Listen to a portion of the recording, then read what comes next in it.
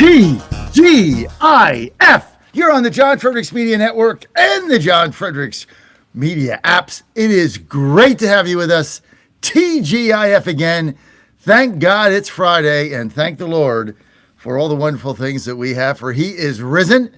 And this is going to be a great weekend, even though it's a little wet here in D.C. I'm heading to Lafayette, Louisiana, home of the Ragin' Cajuns, right after the show, getting on an airplane there. University of Maryland baseball, well, this is the fun time. Season started, they're 3-1. They go to Louisiana Lafayette, playing a really good team. Understand it's a very iconic stadium. They draw about 6,000 a game. So Bourbon's going to be out, and we're ready to go. And you put those good vibes out there for Joe. He'll likely get in this weekend, and he comes in a tough situation. So he's got to get some outs and got to get going and got to get the team going. So go Terps, fear the turtle, go Joe, go everybody. So it's going to be fun. This is a great time in your life where you can you can fly in on a Friday and go watch your son and his team play baseball at the D1 level in the Big Ten. So it's going to be a lot of fun. We got a great season coming up. Can't wait to the West Virginia game on March 10th, which I'm going to be doing live. Now that's going to be fun. But it's all good. It's great to have you guys with us. 888-480-JOHN, 888-480-5646. President Trump kicking butt yesterday in Georgia. Went to a steel mill and said, see these 5,000 jobs? You wouldn't have these without my tariffs. Exactly, Mr. President. Thank you for reminding people there were no steel jobs before you put the tariffs on, which is the purpose of the tariffs. Unbelievable. Anyway, that was pretty good. We got some of those clips coming up for you. Got a great show for you today. We got Neil McCabe on the scene. I love when he comes on Friday. We got Rob Crilly, WashingtonExaminer.com Secrets is going to be with us live in studio. And we got the Virginia gang. Lots going on with the Virginia gang, right? We got Spanberger's going to be making the communist Spanberger's going to be making the State of the Union speech rebuttal. She's been governor for 2 weeks, and they've turned the state upside down. Affordability, all they did was raise taxes. I mean, you can't make this stuff up, folks. It is hilarious. They're grooming Spanberger to do something, run for president. Who knows? They're grooming her for something. So we'll see what happens with her speech. But kind of an incredible chain of events. Now, get to a more serious note. The aircraft carrier, the Gerald R. Ford, is on its way to the Mediterranean. Once that gets there, that will complete our entire armada. This is the biggest naval armada in one area in the history of the world, ever. When you look at the number of ships and resources that we have lined up in one area, including World War II, this is the biggest in history. The number of ships, tonnage, aircraft carriers, planes, you name it, it's all there. And it's not there for a military exercise.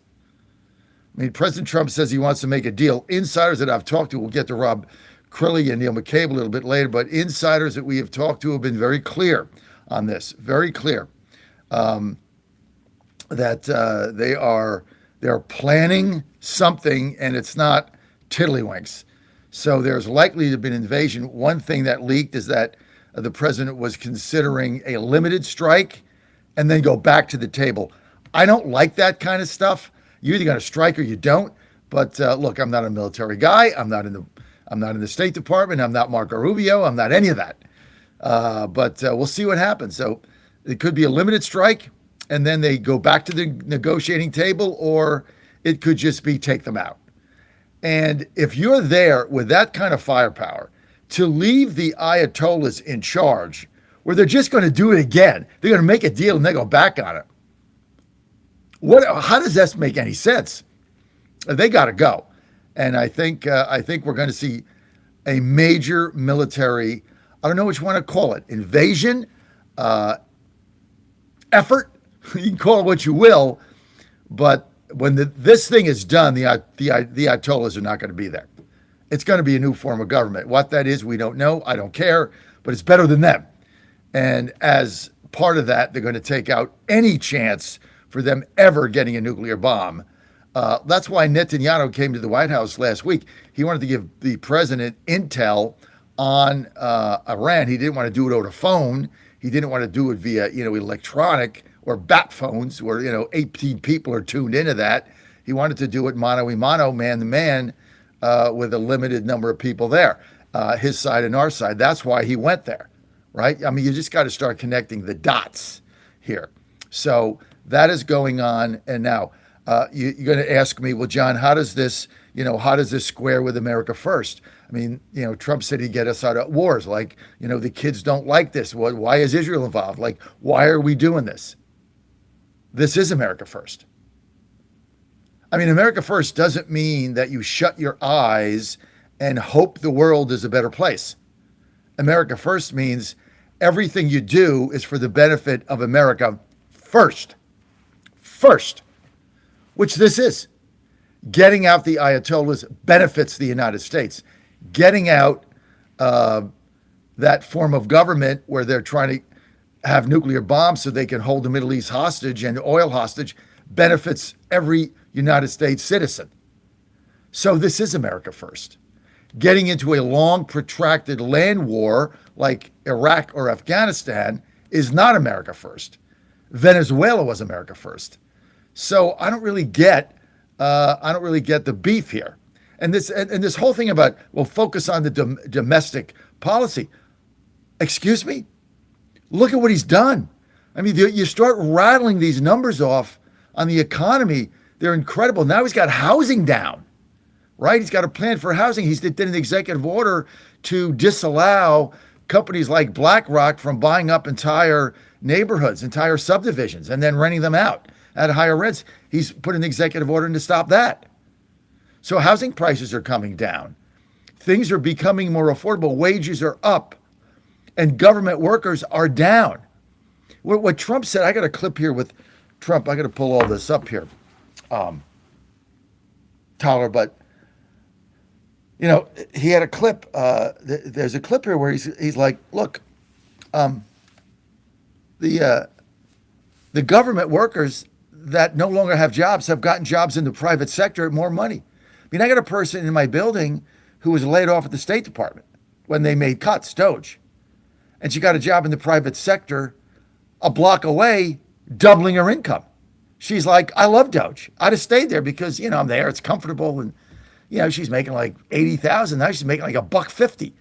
2 weeks, 2 months later, right? These people have skills. When the economy is building, the jobs are going to come. All the whining in Northern Virginia, go get a job. There's plenty of jobs out there. Get it. And then you got to work. The difference is you got to work. And that's what this young lady told me. I said, well, what's the biggest difference?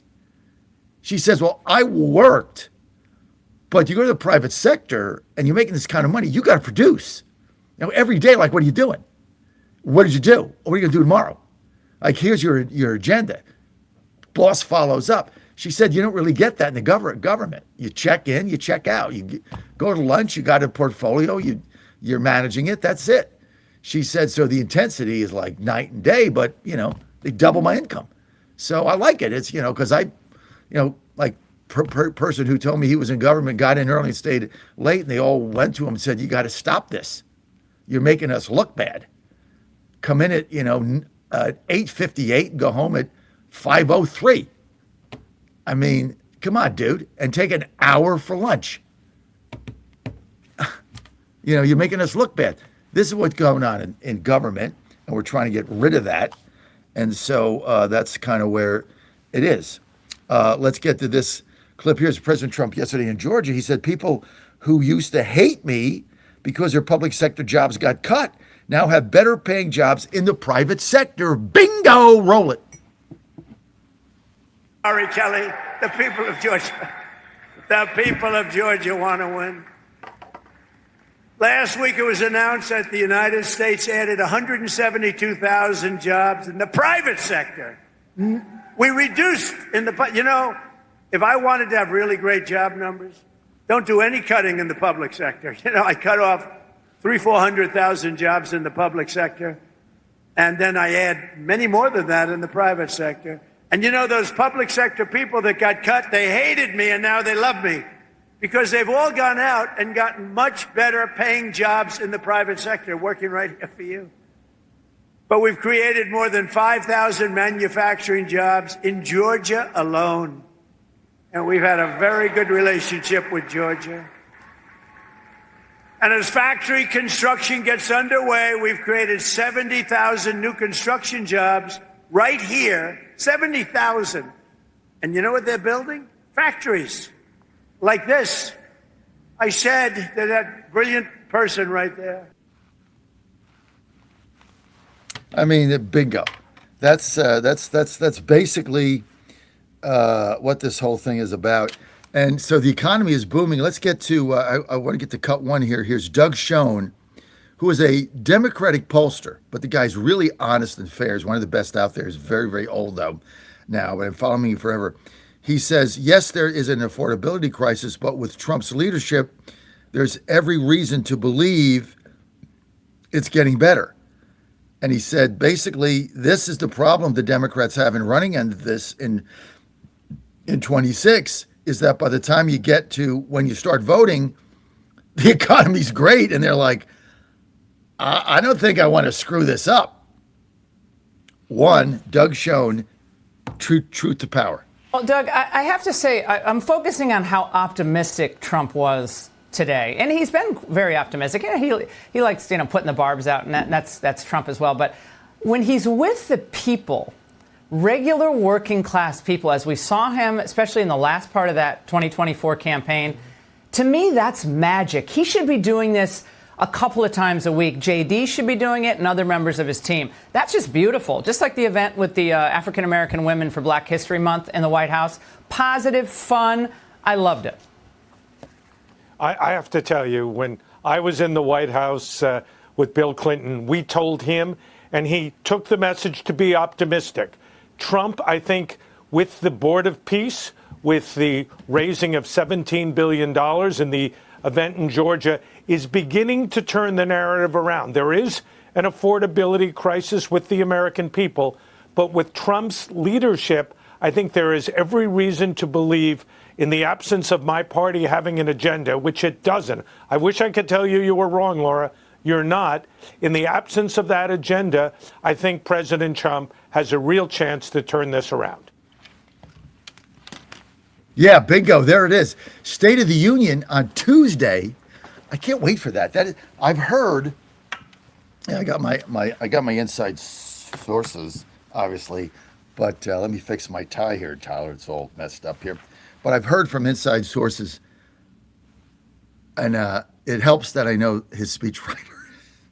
That's helpful, okay? But I know his chief speechwriter very well, great friend of mine, Vince. But I've heard from inside sources that this is a speech you don't want to miss, that it is going to be something else. And he's pumped, and I can't wait to hear this speech.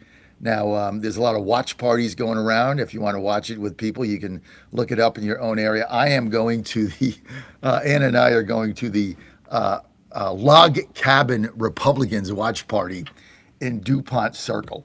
And I can't wait for that.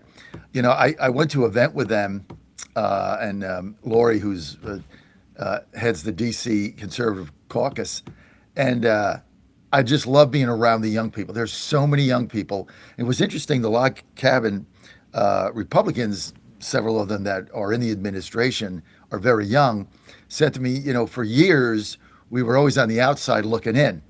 And now we're on the inside looking out.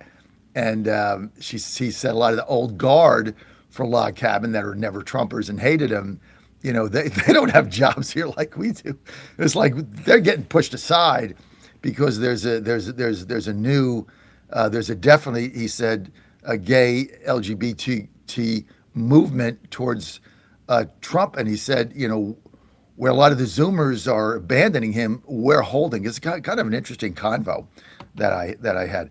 But speaking of State of the Union, let's roll here. Here's Fetterman, John Fetterman, saying that I hope. This is going to be, what is this?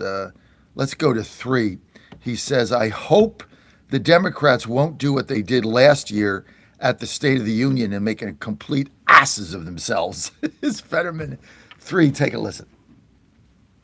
Well, some of you guys aren't showing up to the State of the Union.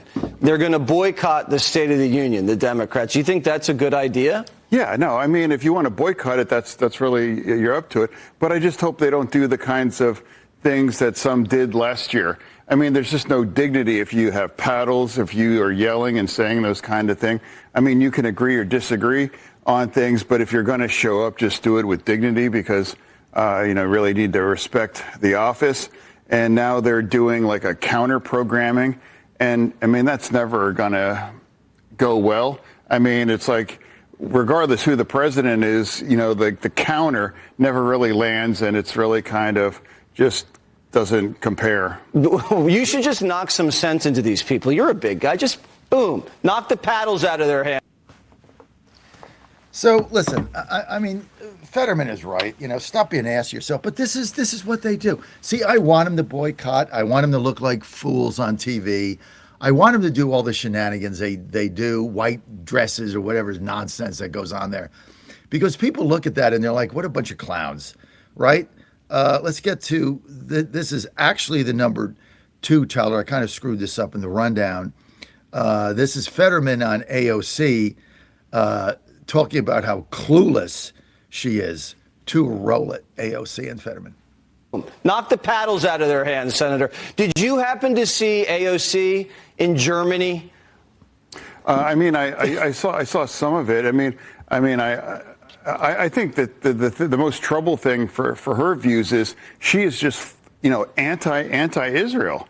And those views and so clueless to sit in Germany and accuse Israel of genocide while you're sitting in Germany, how ignorant that is. I didn't really see where she kind of had her flub, but the views that I have heard of hers, but it's specifically anti-Israel, and that's really part of the serious rot within parts of my party. And we have a lot of hardware positioned off. I mean, you can't. This is great Friday fodder. I got a great lineup for you all today. What do I got going on here? Let me. Do I have to put my glasses on for this, Tyler? Yeah, unfortunately, I do. Colonel William Bernard Dunn's going to be with us at 7:15. He knows what's going on. He's going to give us a update on what's going on in Iran. We've got reporter McCabe is going to be on the scene. Rob Crilly coming here in studio at 8. Michael Graham, Inside Sources, 8:35. It's like Reporters Day on TGIF Frederick Show. And then, of course, we got the Virginia gang. We got a new ruling in Virginia that another judge in Tazewell blocked. He blocked the, this is going to be fun. He blocked the referendum. He just blocked it. He said, you can't do this. You're not even within the 90-day window with early voting. Like, it violates everything in the Constitution. So he blocks it. Now the Democrats are appealing it again. And, of course, the Supreme Court has no balls.